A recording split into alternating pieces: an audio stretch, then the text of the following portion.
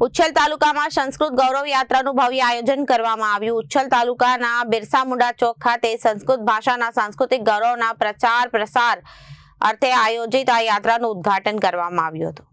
આ પ્રસંગે ઉચ્છલ તાલુકાના પંચાયતના પ્રમુખ નિલેશ ચૌધરી, જિલ્લા પંચાયતના સદસ્ય, આદિવાસી સમાજના આગેવાનો, શિક્ષકો અને વિદ્યાર્થીઓ મોટી સંખ્યામાં ઉપસ્થિત રહ્યા હતા। બિરસા મુંડા ચોક ખાતે વિવિધ સાંસ્કૃતિક કાર્યક્રમો, નૃત્ય અને સંગીતની પ્રસ્તુતિ પણ કરવામાં આવી હતી। આ કાર્યક્રમમાં ઉચ્છલના મામલતદાર રાઠોડ સાહેબ, તાલુકા વિકાસ અધિકારી દિવ્યેશભાઈ વસાવા, ઉચ્છલ તાલુકા પંચાયતના પ્રમુખ નિલેશભાઈ ડોડિયા તથા ઉચ્છલ પાલિકાના તાલુકાના વિવિધ શાળાઓના આચાર્ય તેઓ ખાસ ઉપસ્થિતિ આપી હતી। આ પ્રસંગે મોટી સંખ્યામાં વાલીઓ, શાળાના શિક્ષકો, વિદ્યાર્થીઓ જોડાયા હતા, જેના કારણે સમગ્ર વાતાવરણ સંસ્કૃતમય બની ગયું હતું। યાત્રા દરમિયાન ઉચ્છલ તાલુકાના વિદ્યાર્થીઓ દ્વારા સંસ્કૃત શ્લોકો, સુભાષિતો અને સંસ્કૃત ગરબાનું ગાન કરવામાં આવ્યું હતું।